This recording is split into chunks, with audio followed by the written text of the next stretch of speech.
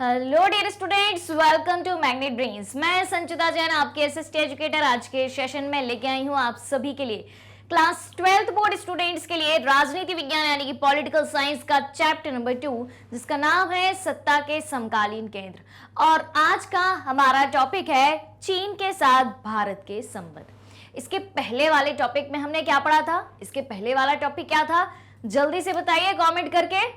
चीनी अर्थव्यवस्था का उत्थान, यानी कि चीन की अर्थव्यवस्था ने कैसे खुद को आगे बढ़ाया, चाइना ने वो कौन कौन से प्रयास करे जिसके चलते चाइना जो है आज ऐसा माना जाता है कि सन 2040 तक अमेरिका की अर्थव्यवस्था से भी आगे निकल जाएगा और मजबूती के साथ विश्व के मार्केट में खड़ा हुआ है।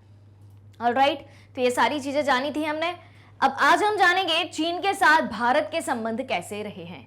तो आज के सेशन को शुरू करने से पहले आप सभी से रिक्वेस्ट है कि जल्दी से जल्दी और ज्यादा से ज्यादा आज की इस वीडियो को आप सभी लाइक कर दें, शेयर कर दें, साथ ही साथ चैनल को सब्सक्राइब भी कर दें, क्योंकि मैग्नेट ब्रेन्स प्रोवाइड कराता है आपको क्लास 6 से लेकर क्लास 12 तक के सारे courses free of cost, high quality education के साथ, फुली ऑर्गेनाइज कंप्लीट कोर्स के साथ। जी हाँ, हम आपके लिए कई सारे टॉप कोर्सेज हिंदी और इंग्लिश दोनों मीडियम में प्रोवाइड कराते हैं।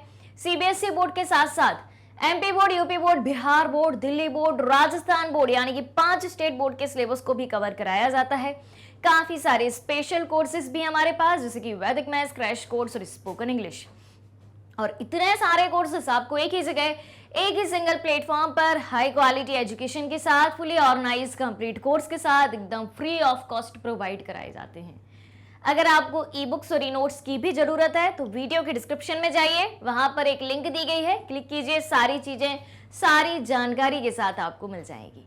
चलिए तो शुरू करते हैं आज का ये बेहतरीन, इंटरेस्टिंग और वेरी इंपॉर्टेंट सेशन आपके लाइक और शेयर के साथ, और जानते हैं कि आखिर भारत और चीन के संबंध कैसे रहे हैं। तो प्रीवियस सेशन में हमने जो पढ़ा था, एक बार फिर से हम उसको रिपीट कर लेते हैं। चीनी अर्थव्यवस्था के उत्थान के बारे में पढ़ा था। पहले 1950 के पहले तक चीन जो है एक पिछड़ा हुआ देश माना जाता था, कमजोर देश माना जाता था। उसके बाद जब चाइना ने सोचा कि भाई हमें खुद का विकास स्वयं करना होगा, तो चाइना ने कौन कौन से उपाय अपनाए? सबसे पहले तो अपने दरवाजे बंद कर लिए। दरवाजे बंद करने का मतलब क्या था कि दुनिया की अर्थव्यवस्था से इन्हें नाता तोड़ लिया, पूंजीवादी अर्थव्यवस्था से नाता तोड़ लिया, साम्यवादी अर्थव्यवस्था की ओर इनने अपना रुख अपनाया और जो भी रिसोर्सेस इनके पास थे उनका ही यूज किया। विश्व व्यापार से ये दूर हो गए। जो रिसोर्सेस इनके पास थे उनका यूज करके नए नए प्रोडक्ट बनाए, नई नई इंडस्ट्रीज खोली और हर तरीके से खुद पर ही डिपेंड हो गया। जब चाइना खुद में डेवलप हो गया, फिर उसके बाद उसने खुले द्वार की नीति या मुक्त द्वार की नीति अपनाई और पूरी दुनिया के लिए खुद के द्वार खोल दिए, यानी कि विश्व व्यापार से ये जुड़ गया।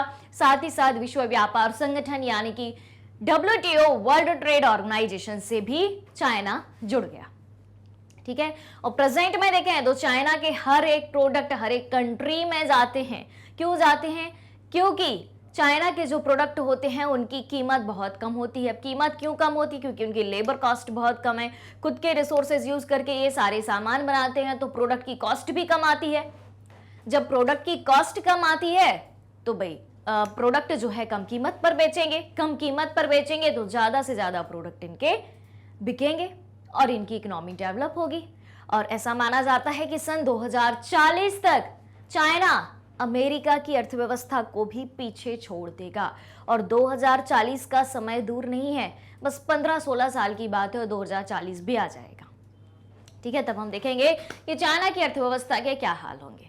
ऑलराइट, चलिए तो अब हम बात करते हैं भारत और चीन के संबंध। जब आपके दिमाग में भारत और चीन दोनों की इमेज क्रिएट होती है तो क्या सोचते हो आप? सबसे पहले तो ये कमेंट करके मुझे बताओ कि जब जब भारत और चीन की चर्चा होती है, किसकी?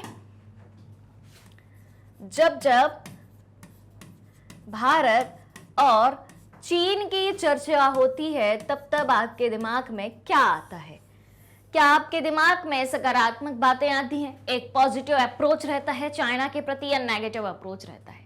ठीक है, हालांकि ज्यादा से ज्यादा नेगेटिव अप्रोच ही रहता है। देखो भाई, तो कहानी पूरी सुनते हैं। ये जो सारे 6 पॉइंट्स आपको दिए हैं, सबकी कहानी को सुनते हैं और 6 पॉइंट्स को अपन जोड़ने की कोशिश करेंगे। ऑलराइट, तो सबसे पहले हम बात करें, जो हमारा पहला पॉइंट है कि हिंदी चीनी भाई भाई का नारा पहले बहुत प्रसिद्ध था, यानी कि हिंदुस्तानी और चाइना के लोग, कि हिंदी बोलने वाले और चीनी भाषा को बोलने वाले लोग आपस में भाई भाई हैं। लेकिन ये नारा कहां से आया? ये नारा आया था पंचशील समझौता से। पंचशील समझौता से देखो भाई, शुरू से ही चाइना और भारत की हम बात करें तो इनका 36 का आंकड़ा रहा है, ठीक है। लेकिन जब जवाहरलाल नेहरू का समय था, जब भारत देश आजाद हुआ ही था, सन 1952 की हम बात करें, कब की बात करें? सन 1952 की बात करें तो 1952 के दौर में एक पंचशील समझौता किया गया। और पंचशील समझौता, पंच का मतलब होता है 5, शील का मतलब अपन कह सकते हैं सिद्धांत, यानी कि 5 सिद्धांतों पर यहां पर बात करी गई कि भारत और चीन के बीच 5 बातों को लेकर, 5 प्रिंसिपल्स को लेकर, 5 सिद्धांतों को लेकर कुछ ट्रीटी करी जाएगी, कुछ समझौता किया जाएगा, जिससे भारत और चाइना के बीच जो झगड़े होते रहे हैं या आगे आने वाले भविष्य में झगड़े होंगे वो हो ना पाए, और जो झगड़े हुए हैं वो शांत हो जाएं, ठीक है। तो 5 सिद्धांतों को लेकर समझौता किया गया। अब ये पंचशील समझौता था क्या? कौन कौन से 5 सिद्धांत थे इसके, अभी हम पढ़ेंगे, ठीक है। सबसे पहले इसकी बेसिक जानकारी हम ले लें। उसके बाद हुआ क्या? चीन ने तिब्बत को हड़प लिया, ठीक है। और भारत इसका विरोध करता था कि भाई चीन जो है तिब्बत को नहीं हड़प सकता, लेकिन चीन ने तिब्बत को हड़प लिया। और भारत ने क्या किया? जो तिब्बत में धर्मगुरु थे दलाई लामा, बौद्ध धर्म के धर्मगुरु दलाई लामा, उनको दे दी शरण। कब? 1959 के आसपास ये घटना होती है, ठीक है। चीन ने क्या किया? तिब्बत को हड़प लिया, तिब्बत के बहुत सारे भाग पर अपना कब्जा कर लिया। तो बहुत सारे शरणार्थी कहां आए? भारत आए कि भाई हमें शरण दो, हमें चाइना से बचा लो, चीन हम पर कब्जा कर रहा है। तो भारत ने क्या किया? तिब्बत के बहुत सारे शरणार्थियों को अपने यहां शरण दी, साथ ही साथ दलाई लामा को भी शरण दी, ठीक है। तो दलाई लामा ने जब भारत में शरण मांगी तो भारत ने दी। अब यहां से क्या होता है? अब जब तिब्बत पर चीन ने कब्जा कर लिया है और भारत तिब्बत के लोगों को शरण दे रहा है, अपने आप पनाह दे रहा है, ठीक है। तो अब चाइना क्या भड़केगा नहीं? चाइना कहेगा कि भाई साहब अपने बीच समझौते हुए थे, लड़ाई झगड़ा होगा नहीं, अब हम जिसका विरोध कर रहे हैं, हम तिब्बत का विरोध कर रहे हैं, तिब्बत को अपने कब्जे में ले रहे हैं और तुम उन्हीं के लोगों को शरण दे रहे हो। तो क्या होता है?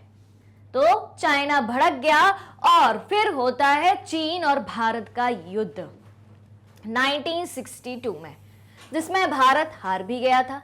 चीन भारत का युद्ध 1960 का युद्ध, ये याद रखना ही है आपको।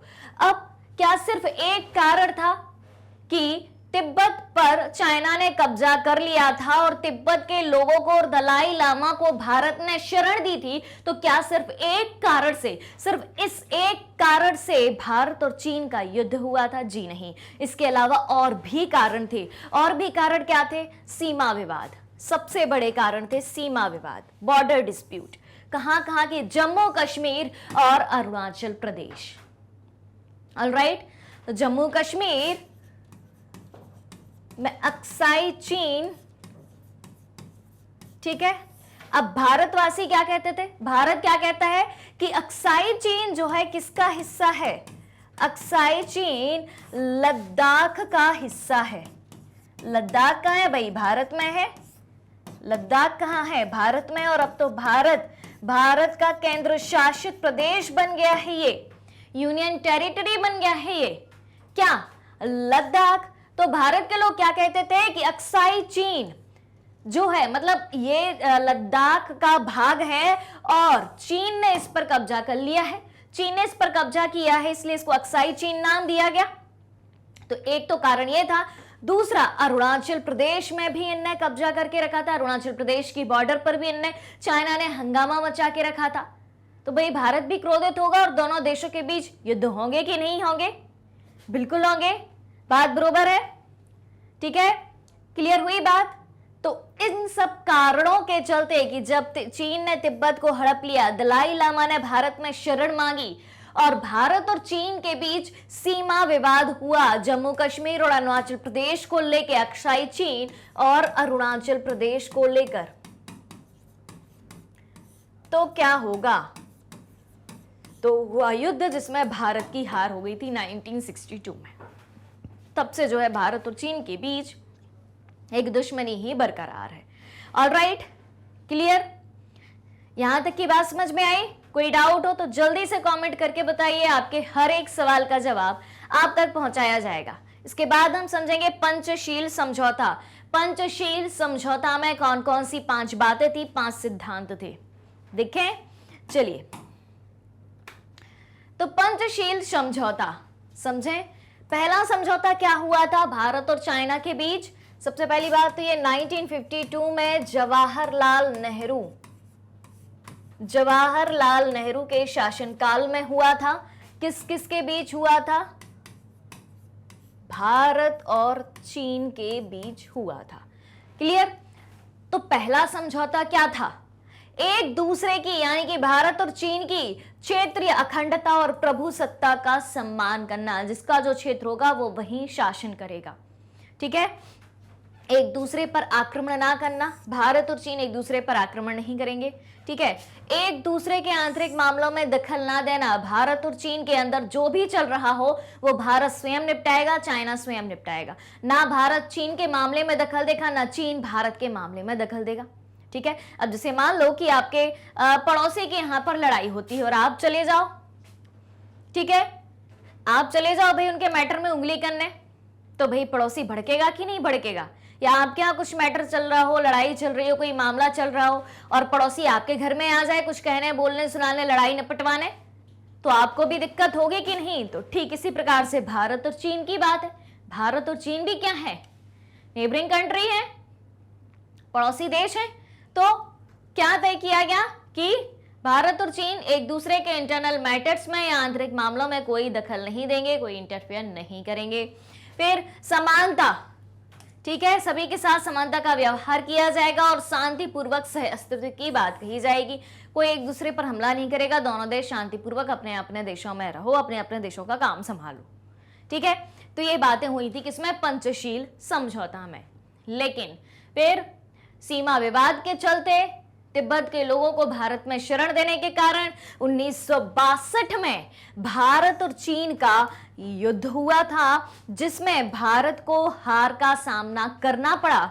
भारत और चीन के संबंध कई बार तनावपूर्ण रहे हैं, कई बार। यहां पर आप देख सकते हैं पिछली स्लाइड में जो मैंने आपको बताया था कि 1952 के पहले, फिर 1952 में पंचशील समझौता हुआ, लेकिन 1959 में भी हुए, फिर 1962 में भी रहे। किस कारण से रहे? सीमा विवाद के कारण। ठीक है? सीमा विवाद के कारण। सीमा विवाद कहां कहां को लेके था? अक्साई चीन, जो कि भारत मानता है कि लद्दाख का हिस्सा है, एवं अरुणाचल प्रदेश।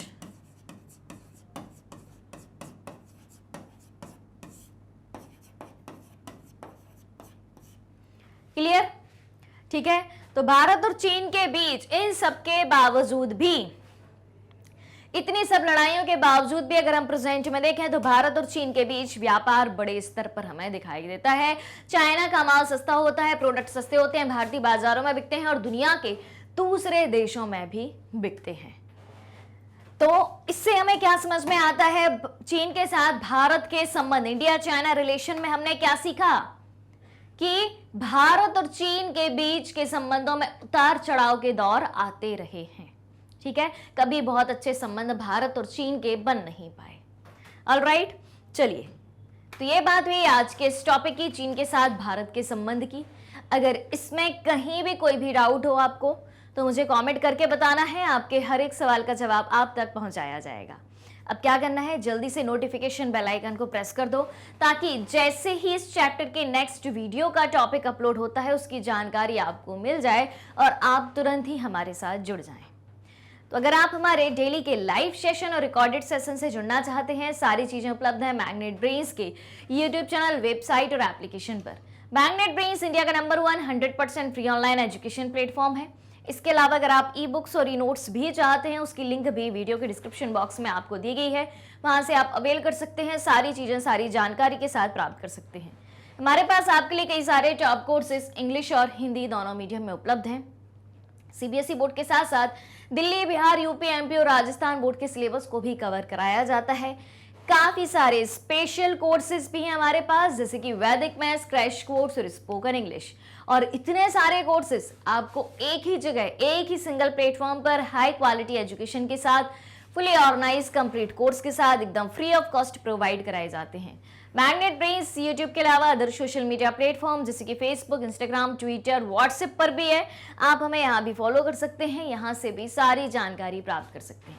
तो आज के सेशन को ज्यादा से ज्यादा लाइक और शेयर करते हुए चैनल को सब्सक्राइब भी करना है। हमारे साथ बने रहिए, जुड़े रहिए, पढ़ते रहिए, खुश रहिए। Thank you so much.